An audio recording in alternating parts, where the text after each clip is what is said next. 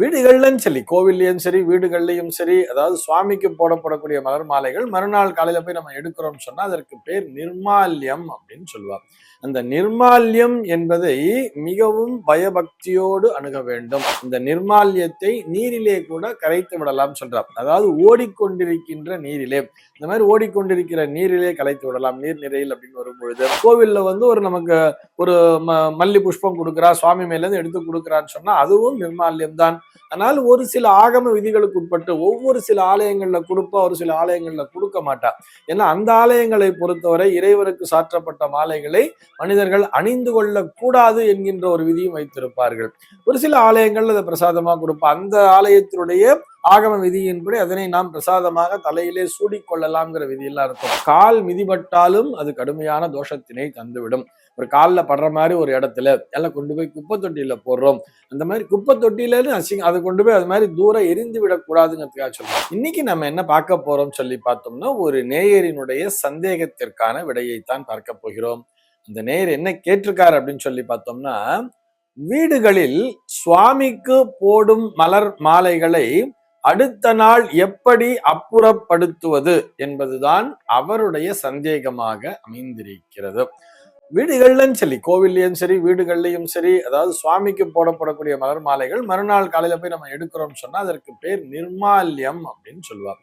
அந்த நிர்மால்யம் என்பதை மிகவும் பயபக்தியோடு அணுக வேண்டும். அதை எடுத்து அப்படியே நம்ம காலில் படுற மாதிரியோ இல்லை கீழையோ இல்லை குப்பையிலையோ இல்லை ஒரு சாக்கடையிலையோ எல்லாம் அப்படியே அதை தூக்கி போட்டுட முடியாது. அது என்ன பண்ணணும் அப்படின்னு சொன்னா மிகவும் பக்தி ஸ்ரத்தையோடு அதனை எடுக்க வேண்டும். எடுக்கும்போது அழகா சுவாமிகிட்ட பிரார்த்தனை வச்சுட்டு இறை நாமங்களை சொல்லிக்கொண்டு அந்த மலர் மாலைகளை அதிலிருந்து எடுக்க வேண்டும். எடுத்து என்ன பண்ணணும், தனியா ஓரமாக பத்திரமாக வைத்துக் கொள்ள வேண்டியது.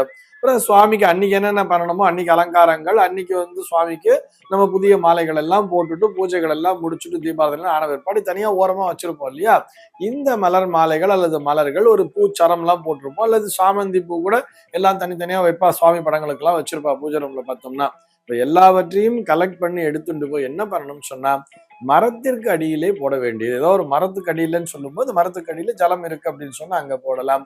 அல்லது நம்முடைய வீடே பார்த்தோம்னா ஒரு ஆற்றங்கரையிலே இருக்கிறது, நம்ம ஆற்றங்கரையிலே இருக்கோம், பக்கத்துல ஆறுல ஜலம் ஓடிண்டே இருக்குன்னு சொன்னா அந்த நிர்மால்யத்தை நீரிலே கூட கரைத்து விடலாம் சொல்றார். அதாவது ஓடிக்கொண்டிருக்கின்ற நீரிலே, இந்த மாதிரி ஓடிக்கொண்டிருக்கிற நீரிலே கலைத்து விடலாம். நீர் நிறையில் அப்படின்னு வரும்பொழுது அப்படி இல்லைன்னா என்ன பண்ணலாம், பொதுவா எல்லார் வீடும் ஆற்றங்கரையில இருக்காது இல்லையா. ஆற்றங்கரையிலயோ அல்லது கால்வாய்க்கரையிலயோ எல்லோருடைய ஒரு வீடுகளும் அமைந்திருக்காது. நம்ம ஒரு சிட்டில இருக்கோம், ஒரு அபார்ட்மெண்ட் கல்ச்சர்ல இருக்கோம்னா கூட என்ன பண்ண முடியும், இப்போ எல்லாத்தையும் தனியா கலெக்ஷன் பண்ணிட்டு அந்த அபார்ட்மெண்ட்லயே கூட நமக்கு இந்த அவென்யூ மரங்கள்லாம் வச்சிருப்பாங்க இல்லையா, இந்த மரத்திற்கு அடியிலே கொண்டு போய் போட்டு விடலாம். அது ஒரு பில்வ மரத்துக்கு கீழே போட்டா கூட சரிதான், அல்லது துளசி செடிக்கு கீழே போட்டாலும் சரிதான். இந்த மாதிரி ஏதோ ஒரு செடிக்கு கீழே அல்லது ஒரு மரங்களுக்கு கீழே போட்டு விடலாம். இந்த மாதிரிலாம் எனக்கு எதுவுமே ஆப்ஷன் இல்லை அப்படின்னு சொன்னா அபார்ட்மெண்ட் மாதிரி இருக்கிறவங்களாம் என்ன பண்ணலாம்னா அதை கலெக்ஷன் பண்ணி எடுத்துட்டு போய் என்ன பண்ணலாம், ஒரு 4 நாள் ஆயிடுச்சோ 5 நாள் ஆயிடுச்சோ அதை ஒரு பிளாஸ்டிக் கவர்ல போட்டு கட்டி வச்சிருக்கோம் அப்படின்னு சொன்னா அதை கொண்டு போய் மண்ணை நோண்டி புதைத்து விட வேண்டும், மண்ணிற்குள்ளாக போட்டு விட வேண்டும்.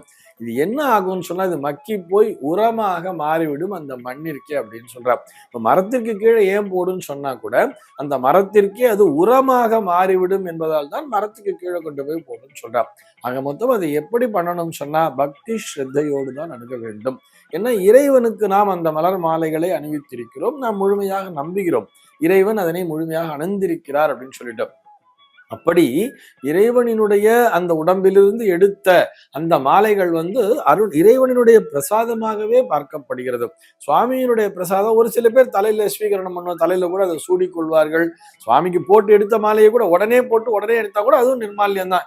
சிவாலயத்திற்கு போறோம்னு சொன்னா கோவில்ல ஒரு நமக்கு ஒரு மல்லி புஷ்பம் கொடுக்குறா, சுவாமி மேல இருந்து எடுத்து கொடுக்குறான்னு சொன்னா அதுவும் நிர்மால்யம் தான்.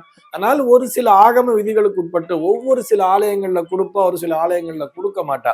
ஏன்னா அந்த ஆலயங்களை பொறுத்தவரை இறைவருக்கு சாற்றப்பட்ட மாலைகளை மனிதர்கள் அணிந்து கொள்ள கூடாது என்கின்ற ஒரு விதியும் வைத்திருப்பார்கள். ஒரு சில ஆலயங்கள்ல அதை பிரசாதமா கொடுப்பா. அந்த ஆலயத்தினுடைய ஆகம விதியின்படி அதனை நாம் பிரசாதமாக தலையிலே சூடிக்கொள்ளலாம்ங்கிற விதியெல்லாம் இருக்கும்.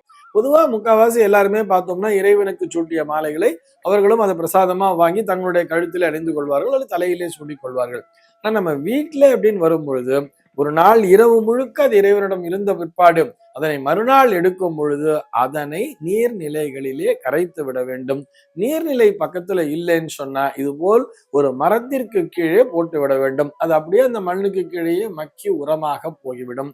அல்லது என்ன பண்ணலாம் அப்படின்னு சொன்னா, எனக்கு அந்த மாதிரி மரங்கள்லாம் எதுவுமே இல்லை, என்னால எதுவுமே பண்ண முடியலன்னு சொன்னா, இந்த மாதிரி கலெக்ஷன் பண்ணி எடுத்துட்டு ஒரு 3 நாளைக்கு ஒரு தடவை 4 நாளைக்கு ஒரு தடவை என்ன பண்ணணும், பக்கத்துல எங்கேயா போய் நம்ம எங்கேயா ஆபீஸ் போற வழியில கூட மண்ணை நோண்டி புதைத்து விட வேண்டும் சொல்றதை தவிர, இதை ஒரு அசுத்தமான இடங்களிலே இதனை நிச்சயமாக போடக்கூடாது. அதனை அலட்சியமாக கையாளக்கூடாது அப்படிங்கிறதுக்காக சொல்றோம். இப்ப என்ன பண்ணணும், அதனை பக்தி ஸ்ரத்தையோடு அணுக வேண்டும். நம்ம கால் மிதிபட்டாலும் அது கடுமையான தோஷத்தினை தந்துவிடும். ஒரு காலில் படுற மாதிரி ஒரு இடத்துல எல்லாம் கொண்டு போய் குப்பை தொட்டியில போடுறோம். அந்த மாதிரி குப்பை தொட்டியிலன்னு அதை கொண்டு போய் அது மாதிரி தூரம் எரிந்து விடக்கூடாதுங்கிறதுக்காக சொல்றோம். அழகா அதனை முறையாக அணுகி அதனை முறையாகத்தான் அப்புறப்படுத்த வேண்டும். வேற வழியே இல்லை, எனக்கு நான் இதை குப்பை தொட்டியில தான் போட்டாகணும்னு வரும் பொழுது இறைவனை நினைத்து பிரார்த்தனை செய்து கொண்டு, இறைவா இந்த மாலைகளை எனக்கு போடுவதற்கு, வெளியில இதனை அப்புறப்படுத்துவதற்கு எனக்கு வேற வழியே இல்லை, நான் டஸ்ட்பின்ல தான் போட்டாகணும், எனக்கு வேற வழியே இல்லைன்னு வரும் பொழுது இறைவனிடத்துல ஒரு க்ஷமா பிரார்த்தனைன்னு சொல்ற அந்த க்ஷமா பிரார்த்தனை, அதாவது இறைவனிடத்துல ஒரு மன்னிப்பு கோரிக்கொண்டு, எனக்கு இது போன்ற இடங்களை நீ கண்ணில் காட்டுவாயாகன்னு சொல்லி பிரார்த்தனை பண்றோம். கண்ணில் காட்டல, வேற வழி இல்லைன்னு வரும் பொழுது அதனை தனியாக ஒரு இதுல ஏதோ ஒரு பேப்பர்ல வச்சு சுத்தி ஏதாவது ஒண்ணு பண்ணி அதை அழகாக இந்த குப்பை வண்டிக்காரங்கெல்லாம் வரா இல்லையா, இல்ல மக்கும் குப்பை மக்காத குப்பைலாம் வச்சிருப்பா. அதுல மக்கும் குப்பைன்னு வர்றது இல்லையா, அதுவும் உரமாகத்தான் எடுத்துட்டு போவா. அந்த மக்கும் குப்பை பகுதியிலே கொண்டு போய் அதனை தனியாக சேர்த்து விட வேண்டியது. எப்பொழுது வேற வழியே இல்லைன்னு வரும் பொழுது. இங்கே நம்முடைய நோக்கம் என்னன்னு சொல்லி பார்த்தோம்னா, அதனுடைய பர்பஸ் என்ன, எப்படி அதனை அப்புறப்படுத்த வேண்டும் என்று வரும் பொழுது அதனை அலட்சியப்படுத்தாமல், சாதாரண குப்பையாக எண்ணி தூக்கி போடாமல், அதனை சாக்கடையிலோ அல்லது கால் மிதிபடுகின்ற இடத்திலோ போடாமல், அதனை மிகவும் பக்தி ஸ்ரத்தையோடு பத்திரமாக அப்புறப்படுத்த வேண்டும் என்பதே. சர்வே ஜனாஹ சுகினோ பவந்து.